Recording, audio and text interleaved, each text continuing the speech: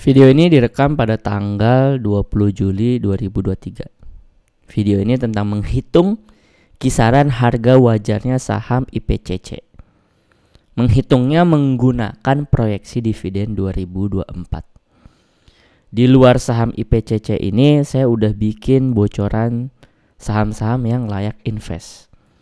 Kenapa berstatus layak invest? Karena memenuhi 3 kriteria penting, yaitu fundamentalnya mewah, valuasinya murah, dan prospeknya cerah. Kalau Anda lagi buru-buru banget, Anda bisa ambil sekarang juga. Link akses bocoran 3 saham layak investnya saya taruh di deskripsi. Tapi kalau Anda lagi lowong, lagi free, lagi punya waktu, ambilnya nanti aja. Selesai nontonin video ngitungin valuasinya saham IPCC ini. Kita langsung ke Excel. Saya ngitungnya valuasi suatu saham itu menggunakan proyeksi dividen. Jadi kita harus tahu dulu nih apa itu dividen. Jadi dividen itu adalah contoh IPCC ini. IPCC ini kan sektornya operasi infrastruktur transportasi pelabuhan.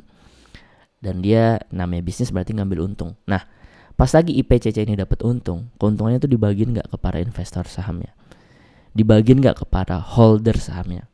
Atau investornya cuma dapat laporan keuangan, cuma dapat info bahwa wah peningkatan segini-segini tapi nggak dapat sama sekali keuntungan. Nah, itu yang saya hindari. Contoh, di 2019 keuntungan dia per lembar saham itu Rp74 ya. Jumlah saham dia itu ada 1,8 miliar.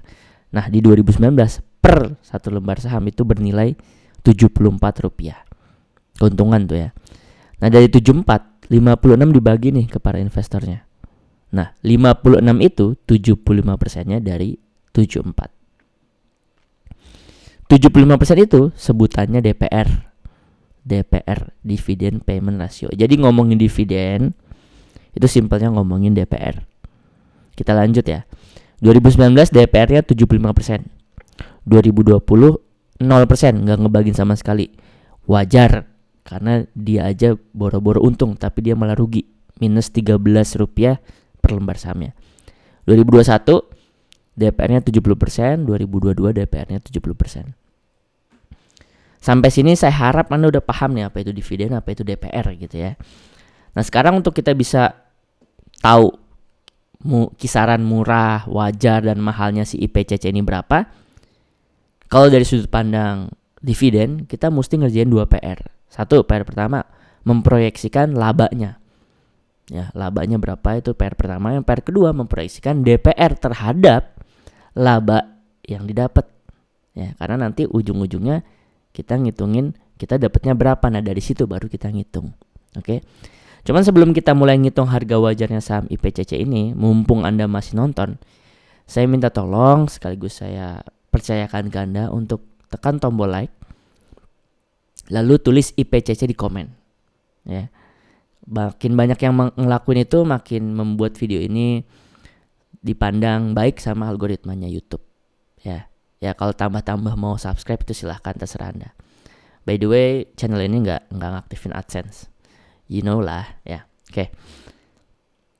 Mari kita kerjakan PR pertama. PR pertama adalah proyeksi laba. Laba yang mana? Nah, proyeksi labanya adalah kita memproyeksikan kuartal 1 nih ya. Nih, laba kuartal 2, salah maaf tadi. Kuartal 2, Q2 saya nyebutnya. Q2 2023 ke Q4 ya. Jadi Q2 ke Q4 2023 berapa perubahannya? Berapa kenaikannya? Berapa penurunannya? Itu yang mesti kita proyeksikan. Oke. Untuk membantu pengerjaan ini ya, kalau paling detailnya banget emang Anda harus ke public expose, cari-cari info tentang IPCC, kalau perlu datang langsung ke pelabuhan gitu ya. Jadi di video ini saya nggak ngelakuin itu. Di video ini hanya menggunakan data 4 tahun yang lalu untuk dapat gambaran. Oke. Kita lihat 4 tahun ke belakang. 2019 nih Q2 ya, kuartal 2 ke Q4 kuartal 4 itu ternyata naik 49%. 2019 ya. Di 2020 pas pandemi Q2-nya aja dia minus. Dan ke Q4 naik 9.898. Naik apanya? Bukan positif, naik minusnya. Dari minus 237 ke minus 23M. 2021 dari Q2 ke Q4-nya naik 305%. 2022 Q2 ke Q4-nya naik 256%. Nah, pertanyaannya sekarang Q2 2023 ke Q4 2023 berapa perubahannya gitu ya. Saya akan mengisi dengan 207. Anda nanya mungkin, Min apa nih? Kok tiba-tiba 207? Video apa nih kalau cuma gitu doang? Oke, saya akan jelasin. Pertama, saya nggak mungkin nulis minus ya, karena itu pas pandemi ya 2020. Ya iyalah, dia bisnisnya tentang transportasi pelabuhan. Boro-boro ada orang yang mau ngurusin atau pergi-pergi ke pelabuhan, keluar rumah aja nggak boleh ya. Jadi buru-buru sampai pelabuhan, kan pelabuhan itu ada keluar rumah, naik mobil, jalan raya, baru ke pelabuhan gitu ya. Ini apa yang dikirim gitu ya. Sedangkan dia masih harus bayar karyawan, jadi wajar 2020 minus. Jadi di sini saya nggak mungkin tulisin yang merah atau minus ya. Terus kalau yang ngomongin terbesarnya itu di 2021 Q2 ke Q4-nya naik 305%. Saya nggak pakai ini, kenapa? Karena ini adalah perubahan terbesar dari Q2 ke Q4 sepanjang 4 tahun terakhir. Saya nggak mau pakai ini. Kenapa? Itu terlalu optimis. Lagi pula saya ngelihat di 2021 ini 305, di 2022 256, artinya 305 ke 256 kan turun gitu. Artinya kalau ini tuh terparah dan ini adalah turn around-nya ya, berbalik arahnya, ya di 2022 dia nggak lanjut naik tapi nurun gitu.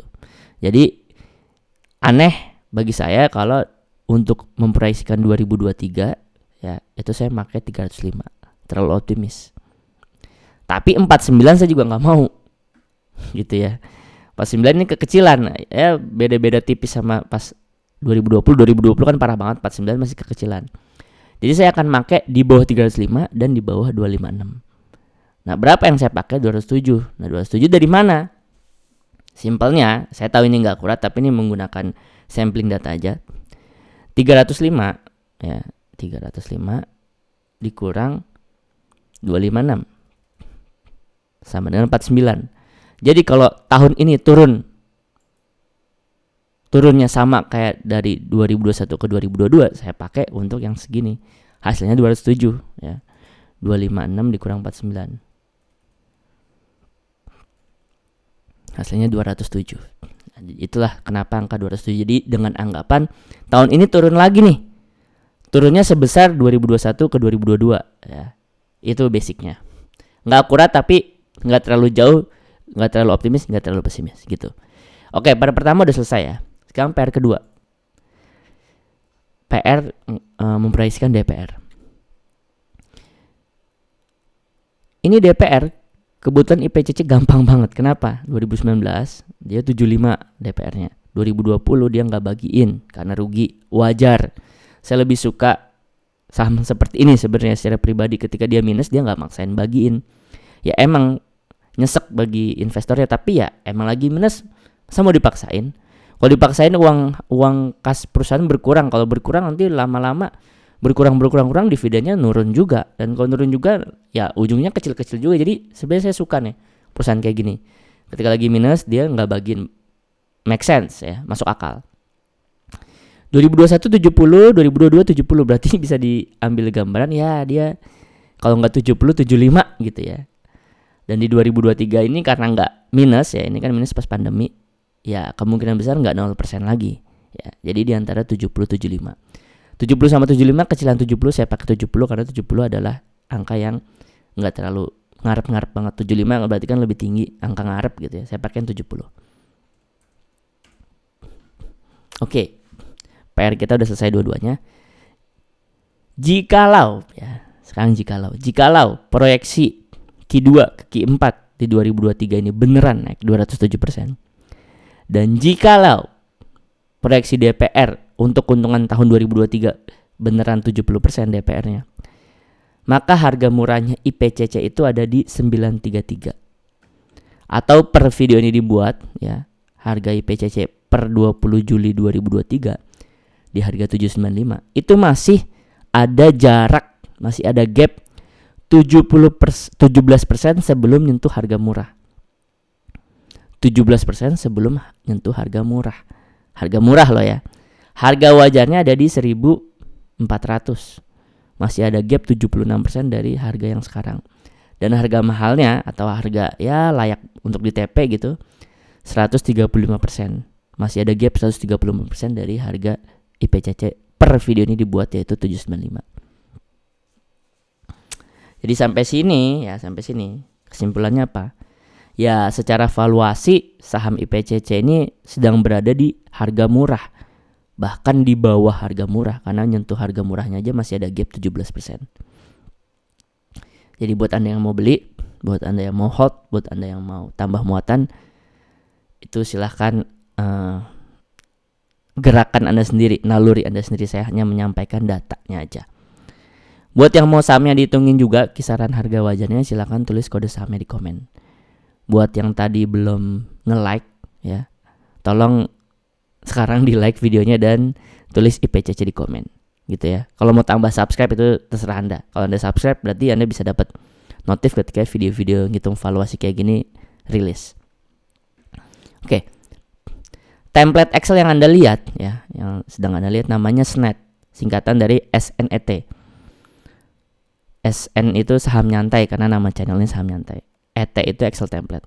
Nah, kalau Anda punya SNET ya, setidaknya ada 2 manfaat yang Anda dapetin. Satu, manfaat pertama, Anda bisa ngitung harga wajar saham-saham Anda yang lainnya secara mandiri. Seperti yang Anda baru tonton langkah-langkahnya ya.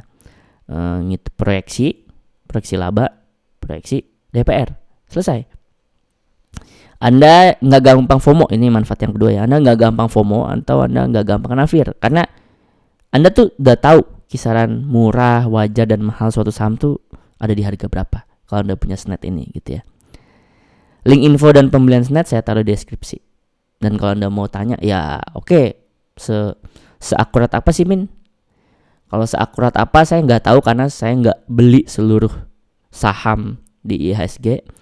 Tapi yang saya beli, saya pastikan ketika sahamnya saya masukin ke SNET ini, ke Excel template ini, saya beli itu saham-saham yang masih ada di harga wajar atau masih ada di harga murah. Nih kayak gini kan masih ada hijau, artinya masih di bawah harga murah atau di bawah harga wajar. Yang nyentuh harga mahal saya nggak beli. Dan hasilnya kalau Anda mau nanya, ini ada yang gain 4%. Nih saya kasih tahu di depan ya bahwa saya mentingin dividen. Jadi saya sebenarnya nggak mentingin capital gain. Jadi mau capital gain cuma 0% saya nggak apa-apa. Tapi ternyata dengan menggunakan SNET, dengan menggunakan sudut pandang dividenmologi, saya dapat juga tuh capital gain. Contoh ya, kita lanjut. Ada yang 4%, ada yang 11%, ada yang masih 0, ada yang 13%, ada juga yang masih minus ya. Minusnya 5%. Ada yang udah 19%, ada yang minus 1, ada yang 2, ada yang 13, ada yang 21. Ya, jadi ternyata malah kenyataannya saya dapat dua-duanya, yaitu dapat dividen, dapat capital gain. Kalau menggunakan perhitungannya SNET gitu ya. Gitu aja tentang SNET. Tadi saya udah bilang link info dan pembelian SNET saya taruh di deskripsi. Tadi SNET itu penawaran berbayar, sekarang kalau penawaran gratisan saya ingetin lagi di depan. Di depan kan saya bilang ada bocoran 3 saham like invest ya. Ini juga linknya saya taruh di deskripsi. Jadi Anda mau mempelajari SNET lebih lanjut, mau beli gitu misalkan juga, atau mau sekedar saya cuma pengen dapat bocoran aja lah 3 saham yang like invest dari si saham nyantai ini, juga sama-sama silakan menuju link yang ada di deskripsi. Kurang lebihnya mohon maaf. Terima kasih.